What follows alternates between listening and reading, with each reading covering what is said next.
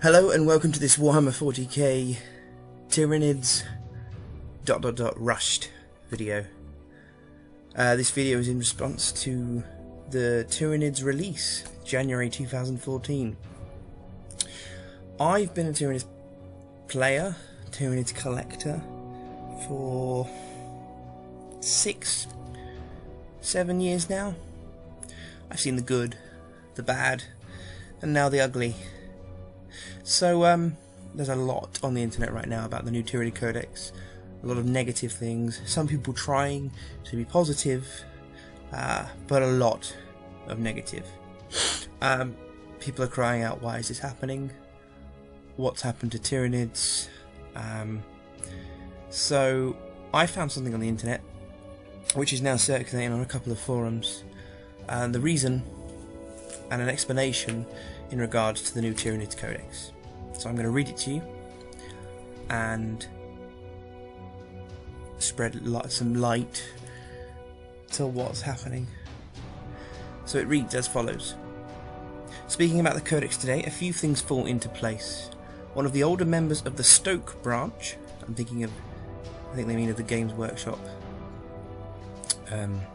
staff, is a regular playtester for the pre-release codexes, as he has a number of the armies they use when the designers want to try out their rules. Turns out, basically, he advised the design team that the NID Codex from 5th edition was far too weak, and basically it walked over their armies. So when 6th edition came, the FAQ'd slight things in Tyranids. They kept adding and changing rules until it became a bit of a mess. So you had Biomancy, and then you had Doom and Malantai, which is a great model in the last codex. A lot of people said it's a bit overpowered, but it balanced out because other things in the Tyranid Codex just wasn't as strong as other armies had. So it kind of balanced out in the end. But the White Dwarf article, which was the battle report, the January White Dwarf battle report, the format was changed slightly because it was obvious that the new codex doesn't work. They toned down the Riptide's loadout. I mentioned in a previous video that they were 100 to 200 points army less wise. So you had a Tyranids 3,000, I think it was 3,100 something points, or 5,100 something points, whereas the Tau players had 200 points less than that, and the Tyranid player also used a Hyrule from Forge World. So it looked as if the new NIDs could stand up against the best units in the game, which is Tau at the moment. But as it says in this article, it was a lie. They basically ran out of time to publish the codex. To make it right, they would likely have to start over again, and the old one was already way behind. So somewhere along the line, someone high up at Games Workshop said, we need to do the Tyranids Codex.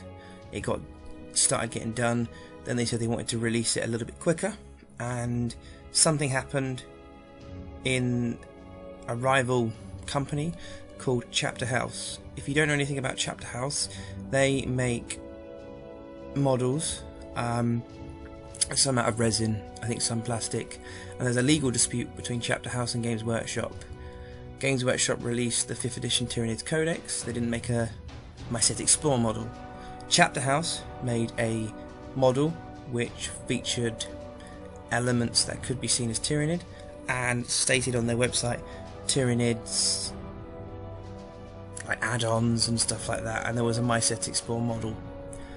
So there's been a legal battle that Chapter House, Games Workshop is saying that Chapter House are using their names and potentially taking revenue away from Games Workshop, even though Games Workshop never made the models.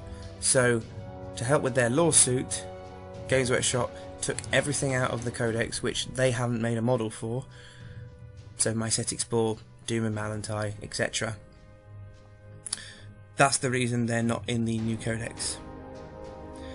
And I don't I don't really know what to say. A rushed codex with models that are half decent, rules which are not great at the moment, but this is what I found on the internet. Please comment below about what you think is wrong with the new Tyranid Codex and what you think is right. On Monday I will be doing a Tyranids midweek, reviewing the Codex, and we know there's a lot bad. So please like, comment, share, subscribe, and tune in for more videos on the new Tyranids.